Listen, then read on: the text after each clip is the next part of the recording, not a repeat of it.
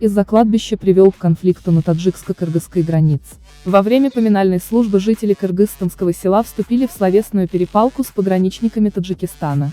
На границе Таджикистана и Кыргызстана снова произошел конфликт, сообщает спутник Кыргызстан. В кыргызстанском селе Карабак, возле границы с Таджикистаном, собрались десятки жителей. Отмечается, что люди проводили поминальную молитву на могиле похороненного накануне местного жителя. При появлении сотрудников погранслужбы Таджикистана, кыргызстанцы устроили словесную перепалку. В частности, жители села потребовали от правоохранителей покинуть территорию кладбища.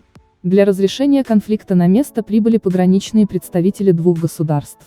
Во время переговоров граждане Кыргызстана начали рыть яму по маршруту движения пограничников Таджикистана.